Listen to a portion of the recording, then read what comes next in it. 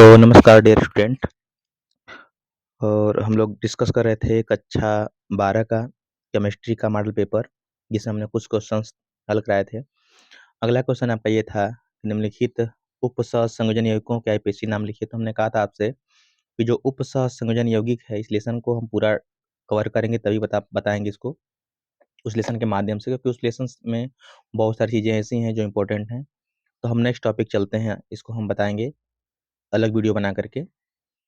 Raoult के नियम को समझाइए, पेपर में पूछा गया 2 नंबर में। तो राउल्ट का नियम सबसे आसान ये होता है, आपको बताना है क्या होगा। राउल्ट के नियमानुसार किसी राउल्ट के नियमानुसार किसी विलायक में अवाष्पशील पदार्थ घोलने पर प्राप्त विलयन के वाष्प दाब में आपेक्षिक अवनमन विलेय के मोल प्रभाज्य के बराबर होता है, यानी मोल भिन्न के बराबर होता है।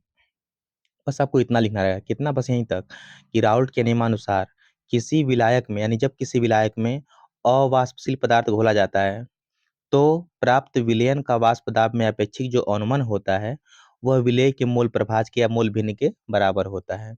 ये आपको बस लिखना रहेगा। बाकी यहाँ से हम अब उसके बाद यहाँ से लिखेंगे लिखेंगे यदि हम मान लें कि शुद्ध विलायक का वाष्प दाब पी नॉट तथा विलयन का वाष्प दाब पी एस हो तो, यस मतलब सोल्यूशन, ठीक है ना। सोल्यूशन को हम बोलते हैं विलयन। यदि विलयन का वाष्प दाब पी एस हो तथा विलेय और विलायक के मोलों की संख्या क्रमशः स्मॉल एन व कैपिटल एन हो, हम क्या करेंगे, मान लेंगे कि विलेय के मोलों की संख्या स्मॉल एन और विलायक के मोलों की संख्या कैपिटल एन हम मान लेंगे, ठीक है। तो आप जानते हैं कि जब हम ज्ञात करेंगे वाष्प दाब में आपेक्षिक अवनमन, आप देख पा रहे हैं कि परिभाषा क्या है कि वाष्प दाब में आपेक्षिक अवनमन जो होता है विलेय के मोल भिन्न के बराबर होता है। और वही हाई जो लिखा गया यहाँ पर, ये दिखाता है वाष्प दाब में आपेक्षिक अवनमन, है ना, यानी कि जो अवनमन में कमी होता है। अवनमन का मतलब होता है कमी। तो जो शुद्ध विलायक है, शुद्ध विलायक खाली है, इसका वाष्प दाब अधिक रहेगा। जब हम मिला देंगे कोई अवाष्पशील पदार्थ तो क्या बन जाएगा, विलयन बन जाएगा। क्या बनेगा, विलयन।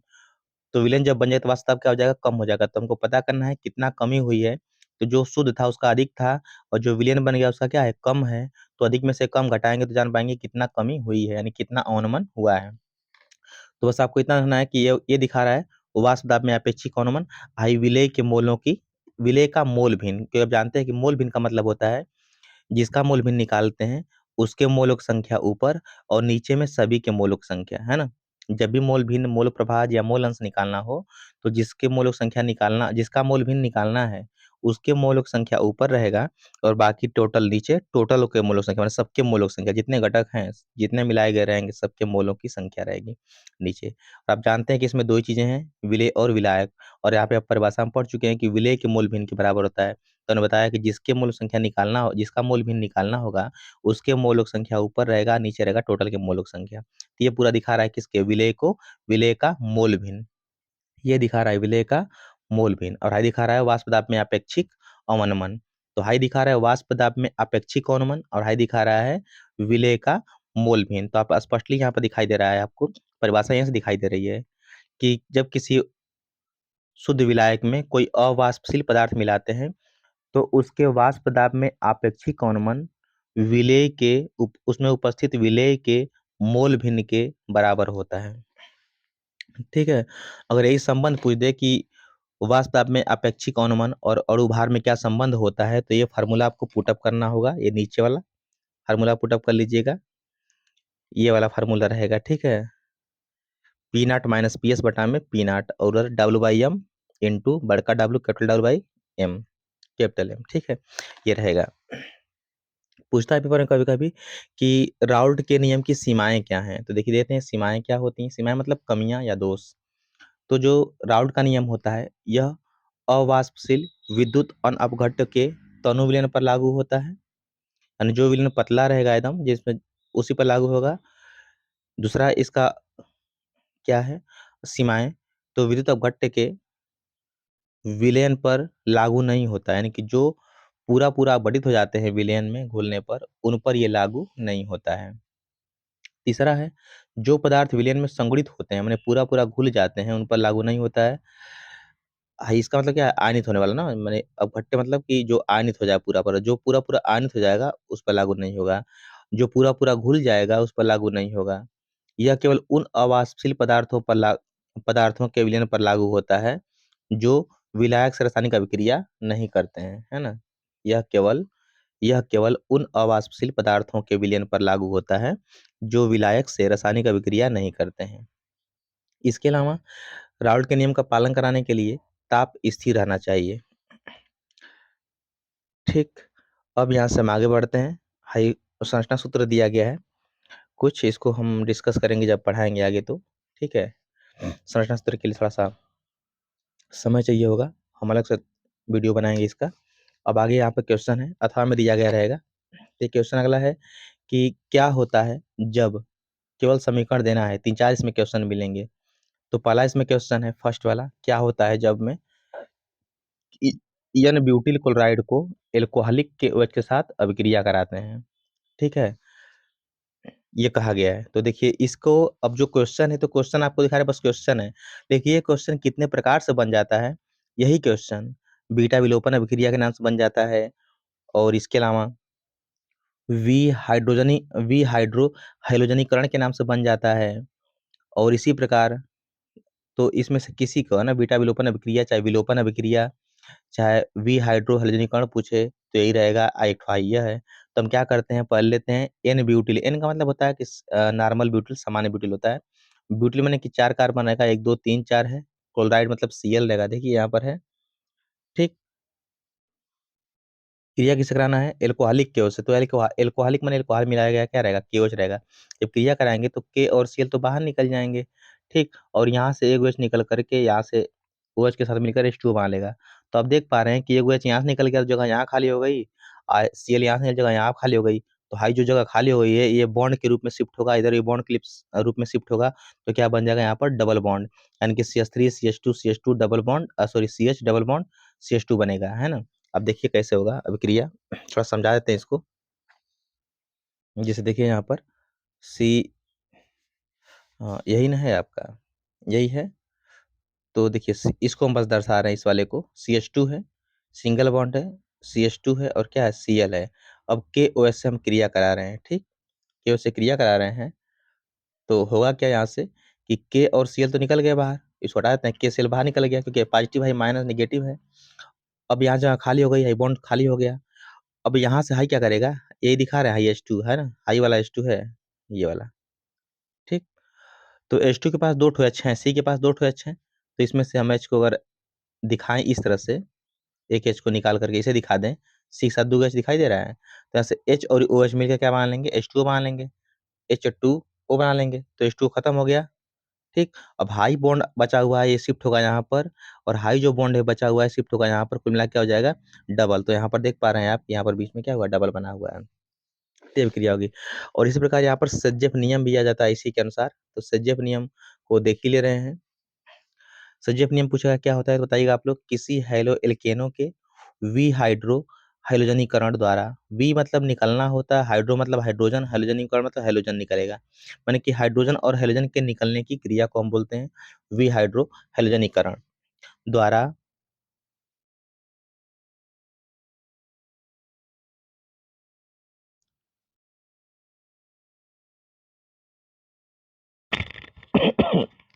चल देखिए फिर से, तो ये आपका पढ़ना सेजेफ नियम किसे कहते हैं तो बताएंगे आप लोग कि किसी हेलोएल्केन के विहाइड्रोहल्जनीकरण द्वारा प्राप्त 2 या अधिक प्रकार के एल्कीनों में से, प्राप्त 2 या अधिक प्रकार की एल्कीनों में से वह एल्कीन अधिक मात्रा में निर्मित होती है, वह एल्कीन अधिक मात्रा में निर्मित होती है जिसमें असंतृप्त कार्बनों पर सबसे अधिक प्रतिस्थापित समूह उपस्थित होते हैं। ठीक है, प्रतिस्थापित समूह उपस्थित होते हैं, माने असंतृप्त का मतलब होता है कि जो डबल बॉन्ड वाला होता है। तो डबल बॉन्ड के जिस कार्बन पर है, डबल बॉन्ड वाला जिस कार्बन पर समूह रहेगा, उसी को अधिक समूह रहेगा, उसी को हम बोलेंगे, वही अधिक मात्रा में प्राप्त होगी, यही सेजेफ नियम है। ठीक है, जैसे यहाँ पर क्रिया कराएंगे हम लोग, यहाँ पर क्रिया कराएंगे तो 2 प्रकार की एल्कीन बनेगी। अगर जो Cl है, अगर यहाँ से H निकालता है HCl, वी हाइड्रो हेलोजनीकरण का नाम होगा। हाइड्रो हेलोजन क्या करना, निकालना है। तो अगर HCl यहाँ से निकल जाता है तो अब यहाँ से ये बनेगा CH3 CH2 CH double bond CH2 बनेगा, क्योंकि यहाँ पर एक H निकल चुका है। ठीक है, अगर यही Cl यहाँ से निकालता है H को, यहाँ के H को निकाल लेता है तो देखिए क्या बनेगा, CH3 अब H तो निकल चुका है यहाँ से, खाली बचा क्या C, और हाई शिफ्ट होगा क्या हो जाएगा डबल बॉन्ड, फिर क्या हो जाएगा CH और यहाँ पर CH3। तो यहाँ पर हाई दोनों क्या है, असंतृप्त कार्बन है, ठीक, गलती लिखा गया है, यहाँ पर हाई दोनों क्या है, असंतृप्त कार्बन है, ये दोनों हाई दोनों, और यहाँ पर क्या है, हाई दोनों असंतृप्त कार्बन है, हाई दोनों असंतृप्त है, यहाँ पर हाई दोनों असंतृप्त है। तो इसमें जो असंतृप्त है इसके पास कोई समूह इधर नहीं है, इसके पास इधर समूह है, लेकिन इसमें देखा जाए तो इसमें इसके पास भी समूह है CH3, इसके पास भी समूह है CH3, दोनों पर समूह है, तो यही अधिक मात्रा में बनेगी। और बाकी यहाँ से शुष्क ईथर की उपस्थिति में पूछा गया है मेथिल आयोडाइड की क्रिया कराते हैं तो क्या होता है। तो शुष्क ईथर का मतलब ये होता है कि शुष्क ईथर की उपस्थिति में क्रिया कराएंगे हम लोग किसकी, मेथिल आयोडाइड की, किसके साथ, अगर मैग्नीशियम से कराते हैं, अगर मैग्नीशियम से कराएंगे तो क्या बनेगा, Mg जो होगा इसी बीच में आकर के जुड़ जाता है, बना लेता है CH3 Mg और I, तो इसको हम बोलते हैं ग्रीनार्ड अभिकर्मक, ग्रीगनार्ड अभिकर्मक। फिर जब H2O से क्रिया कराएंगे H2O से, तो H2 टूटता है H प्लस में OH माइनस में, ठीक है, H प्लस में OH माइनस में, तो जो H प्लस होगा CH3 के साथ मिल करके CH4 बना लेगा, और जो OH माइनस होगा इसके स्थान पर क्या जुड़ जाएगा, जुड़कर क्या बना लेगा, OH बन जाएगा, ठीक है ना, यहाँ पर क्या बन जाएगा, OH बन जाएगा। तो ये अभिक्रिया होती है। अगर यही क्रिया कराते हैं हम लोग जिंक के साथ, जैसे यहाँ पर देखिए सोडियम है, शुष्क ईथर की उपस्थिति में क्रिया कराना है मेथिल ब्रोमाइड से, तो शुष्क ईथर हो गया, सोडियम से क्रिया कराना है मेथिल ब्रोमाइड से, तो ये इसको बोलेंगे हम लोग ऊर्जा अभिक्रिया। तो ऊर्जा अभिक्रिया हम पढ़ा चुके हैं, आप लोग आगे देख सकते हैं ऊर्जा अभिक्रिया क्या होता है, आप आगे देख लीजिएगा इसको। हाँ, नेक्स्ट क्वेश्चन है कि मेथिल आयोडाइड की क्रिया केसियन विलयन से होती है, तो हम लेंगे मेथिल आयोडाइड ले लेंगे और केसियन लेंगे, तो हमेशा रखिएगा कि के पॉजिटिव होता है, आई क्या निगेटिव होता है, तो के आई निकल जाएगा बाहर, और जब के आई निकल जाएगा बाहर तो क्या बचेगा, CH3 और CN एसिटो नाइट्रीन, ठीक।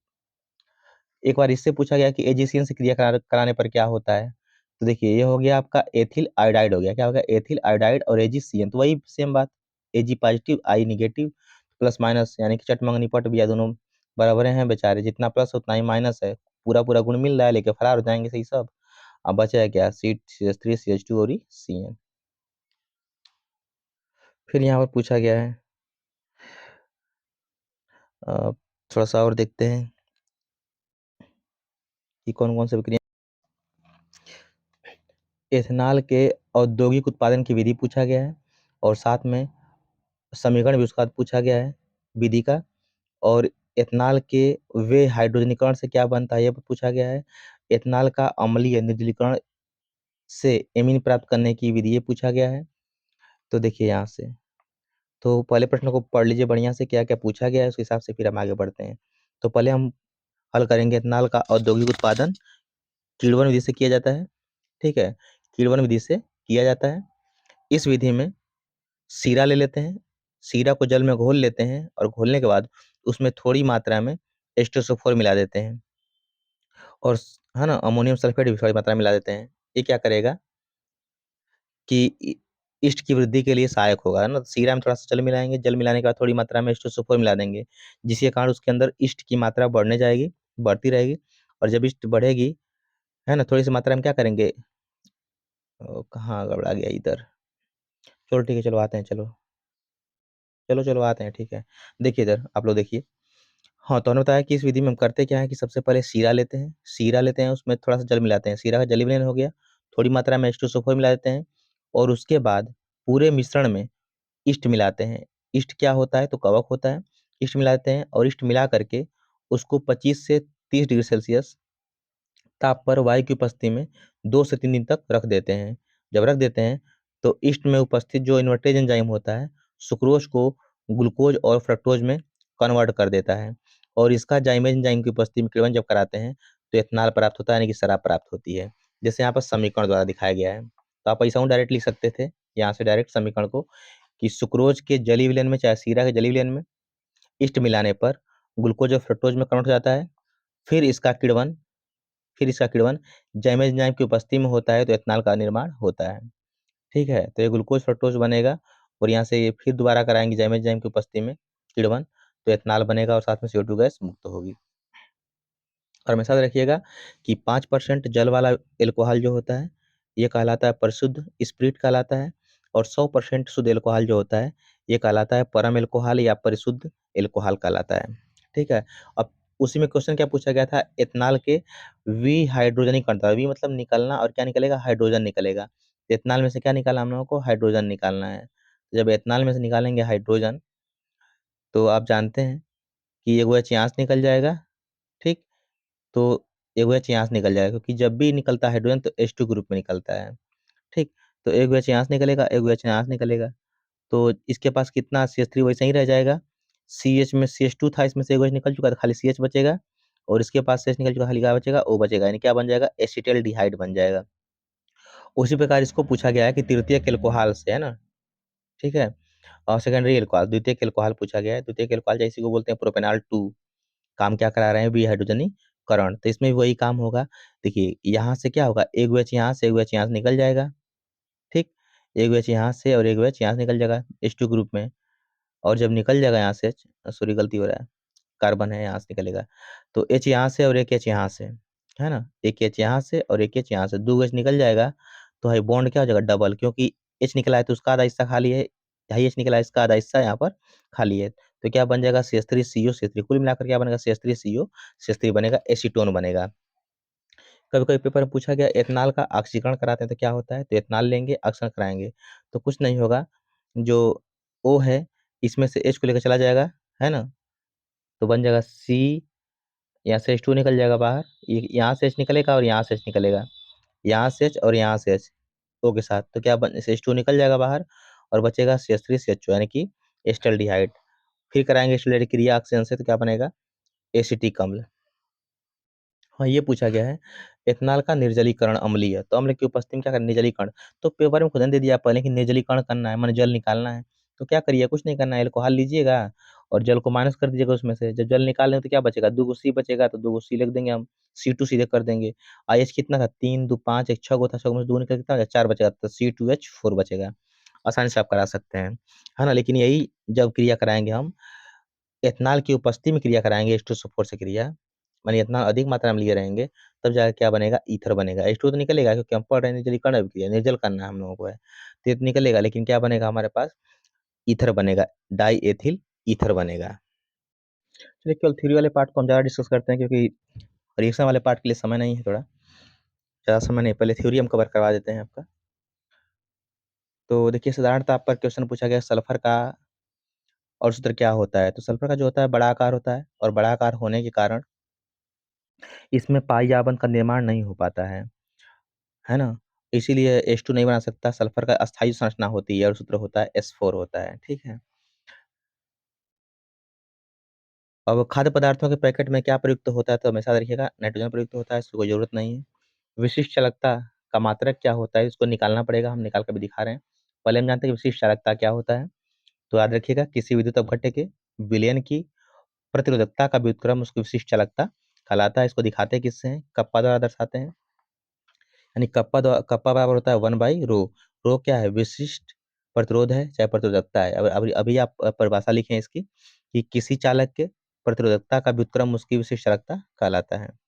ठीक है। अब यहाँ थोड़ा सा सूत्र का निगमन करते हैं, फार्मूले का। तो देखिए कैसे निगमन करेंगे, तो किसी भी सेल का जो प्रतिरोध होता है वह लंबाई L के समानुपाती तथा अनुप्रस्थ काट के क्षेत्रफल के व्युत्क्रमानुपाती होता है, मैंने उल्टा होता है। इसी को हम समीकरण के रूप में लिखते हैं। तो प्रतिरोध जो होता है R लंबाई L के समानुपाती होता है और क्षेत्रफल के व्युत्क्रमानुपाती होता है। अब हम समीकरण 1 और 2 दोनों की तुलना कर लेते हैं, देख लेते हैं। तो समीकरण 1 व 2 से, तो आर देखिए डायरेक्टली प्रोपोर्शनल था, मैंने कि आर समानुपाती था इसके, और एक क्या था, व्युत्क्रमानुपाती था, अनुकुल मिला क्या आ रहा है, एल बटा ए आ रहा है। अब यहाँ पर जब समानुपाती का चिन्ह हटाएंगे, समानुपाती जब चिन्ह हटा लेंगे, तो यहाँ पर अब आ जाएगा आपका रो, है ना। हटाने पर क्या आ जाएगा, रो आ जाएगा, यानी कि आर बराबर क्या आ जाएगा, रो एल बटा में ए आ जाएगा। और यहाँ पर जो रो है वही समानुपाती की स्थिरांक है, इसी को हम बोलते हैं चालक का विशिष्ट प्रतिरोध या प्रतिरोधकता कहते हैं। ठीक है। अब रो बराबर ज्ञात करेंगे, तो रो बराबर क्या हो जाएगा, आर ए बटा में, देखिए इसको शॉर्ट कर दिया गया, इसको जब बराबर करेंगे, हल करेंगे, तो आर है पहले से, जब बराबर करेंगे, है ना, आर है, हटाएंगे प्रोपोर्शनल तो क्या आ रहा है, रो आ रहा है, तो बराबर रो आ गया, इनटू रो तो आ गया हटाने पर, ये पहले से क्या है, एल बटा में ए है, तो इंटू एल बटा में ए हो गया। ठीक, एल बटा में, अगर रो निकालना चाहेंगे तो इसको भेजना पड़ेगा उधर, तो ए भाग में तो क्या जाएगा, गुणा में हो जाएगा, तो आर ए बटा में एल, रो बराबर आर ए बटा में एल हो जाएगा। देखिए यहाँ पर वही है, रो बराबर आर ए बटा में एल। अब हम इसका व्युत्क्रम अगर कर दें, इसका उल्टा कर दें, व्युत्क्रम कर दें, तो व्युत्क्रम करने पर क्या होगा कि हाई जो रो है 1/रो हो जाएगा, जो आर है 1/r हो जाएगा, और जो ए बाई एल था वो एल बाई ए हो जाएगा। ठीक, और आप ये भी जानते हैं कि 1/रो क्या है, कप्पा है ना। देखिए यहाँ पर 1/रो जो है वो क्या है, कप्पा है। 1/रो क्या था, कप्पा था, यानी कि विशिष्ट लगता था। और यहाँ पर देखिए वही सेम आ रहा है, 1/रो। तो 1/रो के साथ हम क्या करेंगे, के पुटअप कर देंगे। जब पुटअप कर तो क्या हो जाएगा, कप्पा बराबर 1/r इंटू एल बाई ए। देखिए यहाँ पर कप्पा बराबर 1/r इंटू एल बाई ए हो जाएगा। अब जानते हैं कि आर जो होता है, आर का मात्रक होता है ओम, तो ओम इनवर्स जाएगा। लंबाई का मात्रक सेंटीमीटर होता है, और इसका मतलब होता है सेंटीमीटर स्क्वायर होता है, तो सेंटीमीटर से सेंटीमीटर खत्म हो जाएगा, बचेगा केवल 1 सेंटीमीटर, तो क्या हो जाएगा, वो इनवर्स हो जाएगा। अब नेक्स्ट इसमें पूछा गया है कि वैद्युत अपघट्य पदार्थ नहीं है, इसमें से कौन सा नहीं है, तो जो अपघटित हो जाएगा वही अपघट्य पदार्थ रहेगा। तो अब जानते हैं कि यही प्लस माइनस में होता है, ये भी प्लस माइनस में होता है, ये प्लस माइनस होता है, कि यूरिया प्लस माइनस में नहीं होता है, इसलिए क्या रहेगा, ये नहीं रहेगा। ठीक है, अब अगला प्रश्न पूछा गया, प्रति परासरण से आप क्या समझते हैं। तो प्रति परासरण को हम कई नाम से जानते हैं, प्रतिलोम परासरण के नाम से पूछा जाता है, चाहे व्युत्क्रम परासरण के नाम से भी आ जाता है। इसी को हम आरओ बोलते हैं, जो आरओ पीते हैं पानी, उसी की बात हो रही है। तो यदि परासरण दाब से अधिक दाब विलयन पर लगाया जाता है, तो विलायक के अणु विलयन से शुद्ध विलायक की ओर प्रवाहित होने लगते हैं, मतलब उल्टा प्रवाहित होने लगते हैं, है ना। और ये प्रक्रिया जो है विसरण के अपरासरण क्रिया के विपरीत दिशा में हो रही है, इसलिए इसको हम क्या बोलते हैं, प्रतिपरासरण कहते हैं। अब जानते हैं कि परासरण का मतलब ये होता है कि विलायक के अणु जो होते हैं अधिक सांद्रता से पहुंचते हैं किधर, कम सांद्रता की तरफ, है ना। विसरण में क्या होता है, सॉरी गलती बता रहे हैं, विसरण में विलायक के जो अणु होते हैं वो पहुंचते हैं कम सांद्रता से अधिक सांद्रता की तरफ। ठीक है, लेकिन यहाँ पर क्या होगा कि विलायक के अणु जो होंगे वो अधिक से किधर जाएंगे, कम की तरफ जाएंगे। तो ये प्रक्रिया जो होती है उल्टा होती है विसरण के, इसलिए इसको बोलते हैं प्रतिपरासरण या प्रतिविसरण, प्रतिपरासरण बोलते हैं, या फिर प्रतिलोम परासरण बोलते हैं, है ना। इसका उपयोग क्या करते हैं, तो गंदे पानी को साफ करने के लिए इसका उपयोग करते हैं, समुद्री जल से शुद्ध जल प्राप्त करने के लिए इसका उपयोग करते हैं। ठीक है, परासरण जाने के वाले परासरण किसे कहते हैं, तो बताएंगे आप लोग कि अर्धपारगम्य झिल्ली द्वारा विलायक के अणुओं का, है ना, परासरण किसे कहते हैं, तो बताएंगे आप लोग अर्धपारगम्य झिल्ली द्वारा विलायक के अणुओं का कम सांद्रता से अधिक सांद्रता की तरफ गति करना परासरण कहलाता है। ठीक है, द्विक्लवण किसे कहते हैं, द्विक्लवण का मतलब होता है, द्विक्लवण बता देंगे आप लोगों को, उपसह संयोजन यौगिक में, इसको छोड़ते हैं अभी हम। इस पर संकरण संकरण ज्ञात करना है, इसको भी छोड़ते हैं। इसकी ऑक्सीकरण संख्या ज्ञात करनी है, इसको भी छोड़ते हैं, क्योंकि ये हम उसी में चैप्टर में पूरा कवर करेंगे। प्रथम कोटि की अभिक्रिया 100 मिनट पश्चात किसी पदार्थ की सांद्रता अपने अपने प्रारंभिक सांद्रता का 99% विघटित हो जाता है, यानी बचेगा कितना, 0.1%, 1% खाली बचेगा। तो वेग स्थिरांक की गणना कीजिए। तो देखिए इसको आप हल कर सकते हैं, बताए थे पहले ही हम आप लोगों को। तो टी कितना दिया है, 100 मिनट दिया है। ठीक, और ए का मान जब जब परसेंट में है, तो शुरुआती मात्रा कितना रहेगा, 100, और ए माइनस एक्स माइनस शेष मात्रा, तो 100 था, 100 में से कितना खत्म हो गया, 99 खत्म हो गया है। विघटित होना मतलब खत्म हो गया इतना। ठीक, बचा है कितना, एक, है ना। तो अब फार्मूले देखिए क्या है हमारा, वेग स्थिरांक की गणना करना है, तो वेग स्थिरांक के बराबर 2.303 बटा में टी लॉग 10 ए बटा में एक्स। तो अब जानते हैं टी का मान कितना है, 100 है, तो टी का मान 100 रख देंगे। ठीक, और ए का मान कितना है, शुरुआती मात्रा हमेशा 100 मानेंगे, 100 हो गया। और शेष मात्रा कितनी है, तो अभी निकाले आप लोग कि एक आ रही है, तो शेष मात्रा एक रखेंगे, हल कर लेंगे, हल करने के बाद इसको अपने से याद कर सकते हैं। ठीक है, उसी प्रकार एक और क्वेश्चन पूछा गया है कि प्रथम कोटि की अभिक्रिया के लिए अर्ध आयु का सूत्र लिखिए, अर्ध आयु का सूत्र लिखिए, प्रथम कोटि की अभिक्रिया के लिए अर्ध आयु का सूत्र लिखिए। तो इसको भी लिख सकते हैं आसानी से कि हम मानते हैं कि किसी पदार्थ की जो प्रारंभिक मात्रा ए है, और जब अर्ध आयु की बात किया रहेगा, मतलब कि टी हाफ की बात करेगा, तो उसमें उसकी मात्रा कितनी रहेगी, आधी हो जाएगी, पता आपको है, आधी हो जाएगी, आधी क्या रहेगी, बची रहेगी। अब हम क्या करेंगे, जो फार्मूला हमारा था उसी को पुटअप कर देंगे, 2.303/t log 10 a/a-x। ए जो है शुरुआती मात्रा है, शुरुआती मात्रा कितनी है, ए है।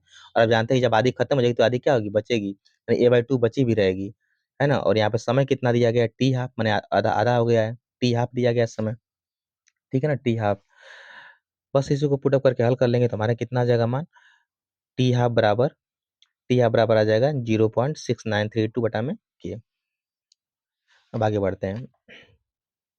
पूछा गया चालकत्व किसे कहते हैं, ठीक है।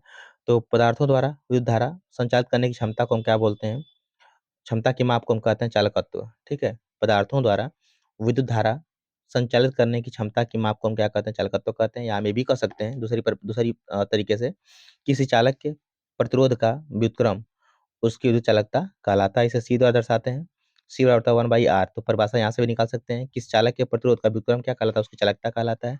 इसका SI मात्रक क्या होता है, तो ओम इनवर्स होता है, महो होता है, या फिर सीमेन होता है, ठीक है। पूछा क्या सेल नियतांक क्या होता है, तो सेल नियतांक का मतलब ये होता है कि विद्युत अवगट्टे में इलेक्ट्रोडों के बीच की दूरी L एवं इलेक्ट्रोडों के अनुप्रस्थ काट के क्षेत्रफल A के अनुपात को हम क्या बोलते हैं, सेल नियतांक कहते हैं, है ना, या सेल स्थिरांक कहते हैं। ये दर्शाते कैसे हैं, तो जी नॉट द्वारा दर्शाते हैं। जैसे आप सेल नियतांक बराबर आप पढ़ चुके हैं, एल बटा में ए। एल मतलब अनुप्रस्थ काट का क्षेत्रफल है, सॉरी लंबाई है सेलों की, है ना, इलेक्ट्रोडों की लंबाई है इलेक्ट्रोड की। ये एल वाला जो है दूरी है, दो इलेक्ट्रोड लिए रहेंगे, दोनों के बीच की दूरी रहेगी, हाई उनके अनुप्रस्थ काट का क्षेत्रफल रहेगा, ठीक है। अगर मात्रक ज्ञात करना चाहें तो मात्रक अभी बता चुके हैं आप लोगों को कि लंबाई सेंटीमीटर में और एरिया सेंटीमीटर स्क्वायर में। तो 1 सेंटीमीटर से 1 सेंटीमीटर खत्म हो जाएगा, बचेगा सेंटीमीटर बचेगा, ठीक है ना, इनवर्स।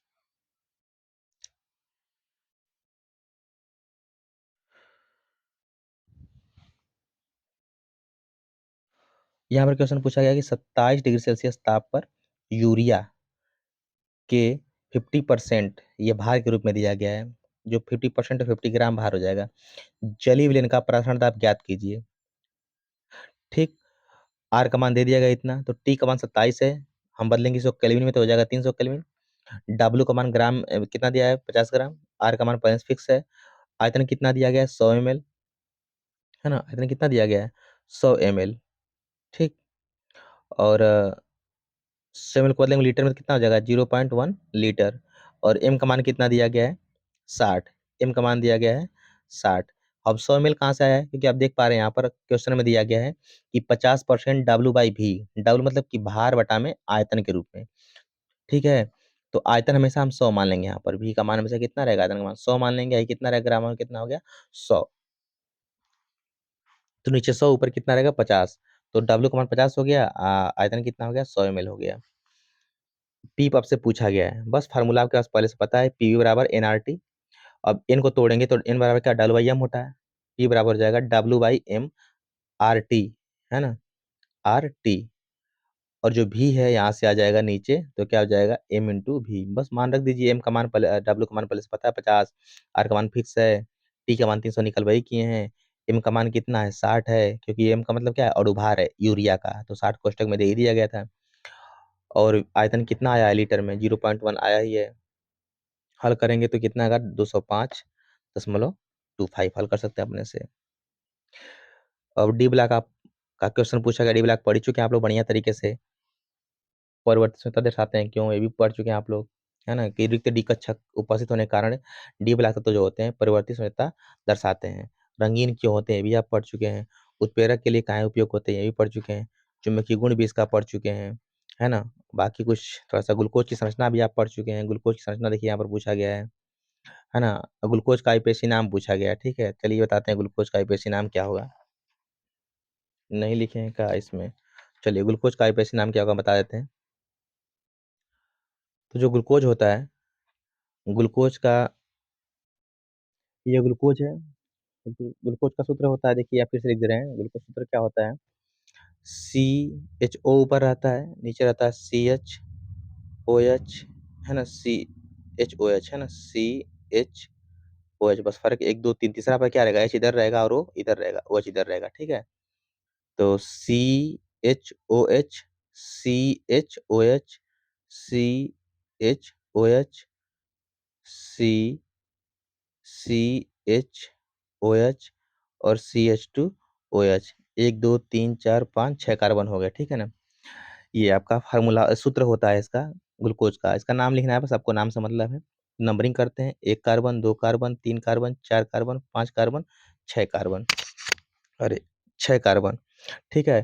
तो देखिए, दूसरा पर OH है, तीसरा पर OH है, चौथा पर है, पांचवा पर है, छठवां पर है। तो दूसरा पर है, तीसरा पर है, चौथा पर है, पांचवा पर है, छठवां पर है। कुल कितना है? 1 2 3 4 5। तो इसको हम 5 को हम बोलते हैं पेंटा, और OH को बोलते हैं हाइड्रोक्सी। तो पेंटा हाइड्रोक्सी क्या हो जाएगा? पेंट्रा हाइड्रोक्सी। पेंटा माने 5 गो, हाइड्रोक्सी माने OH। 5 गो OH है कहाँ कहाँ? 2 3 4 5 6 कार्बन पर, ठीक है। अब क्या बच रहा है? पहले कार्बन पर क्या है? CHO। CHO को बोलते हैं अल, ठीक है। कुल कितने कार्बन गिने हमने? 6। 6 को क्या बोलते हैं? हेक्स बोलते हैं, ठीक है। हेक्स बोलते हैं। सिंगल के लिए एन हो जाएगा और CHO के लिए अल, तो क्या हो जाएगा? हेक्सेनल। ये ना पेंटा हाइड्रोक्सी हेक्सेनल, ऐसा ही नाम हो जाएगा IPSC इसका।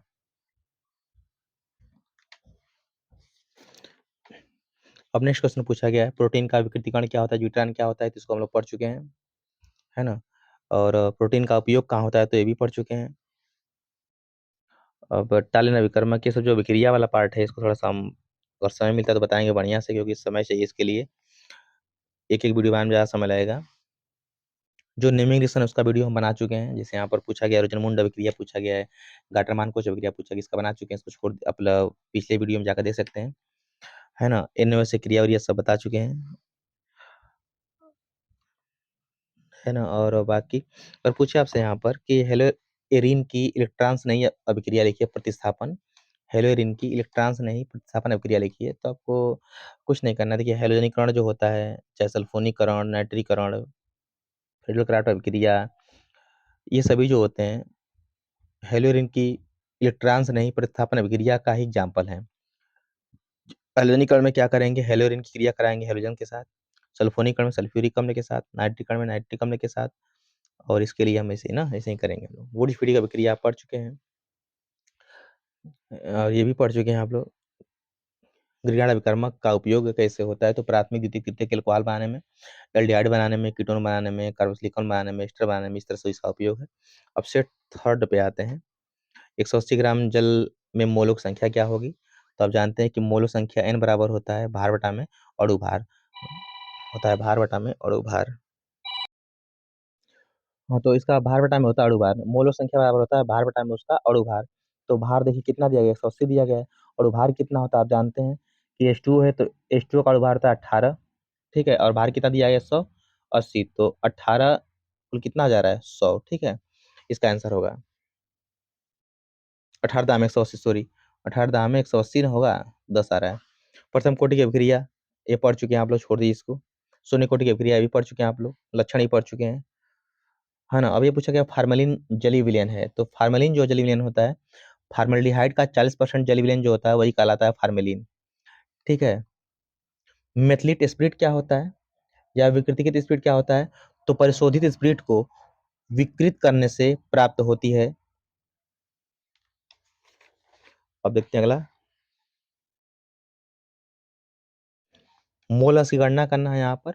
तो मोलस की गणना के लिए हम बताएं आपको कि मोलस के लिए हम करते क्या है, कि जिस घटक का मोलस ज्ञात करना होगा जिसका भी, उसके मोलक संख्या ऊपर रखेंगे, बाकी नीचे सबके मोलक संख्या। और मोलक संख्या कैसे ज्ञात करते हैं, तो भार बटा में उसका अणु भार। हाँ, यहाँ पर एक क्वेश्चन ये पूछा गया है कि डेनियल सेल के लिए मानक इलेक्ट्रोड विभव इतना दिया गया है। तो निम्नलिखित अभिक्रिया के लिए पूछा गया गिब्स ऊर्जा का मान ज्ञात करना है। तो गिब्स ऊर्जा का मान कैसे ज्ञात करेंगे, इसको ध्यान दीजिएगा। गिब्स ऊर्जा का मान कैसे ज्ञात करेंगे? अब ये समीकरण दे दिया गया है, जिंक है, जिंक है और कापर है, और यहाँ से जिंक 2 प्लस कापर है ना, ये समीकरण दे दिया गया है। न दे तब भी आप जानिएगा हमेशा कि जिंक और कापर का, जब डेनियल सेल में जिंक और कापर का उपयोग करते हैं, और कापर का जब उपयोग करेंगे चाहे जिंक का उपयोग करेंगे, दोनों की वैलेंसी कितनी होती है? 2 होती है। इलेक्ट्रॉन कितने प्रयुक्त होंगे? 2 इलेक्ट्रॉन प्रयुक्त होंगे, हमेशा याद रखिएगा।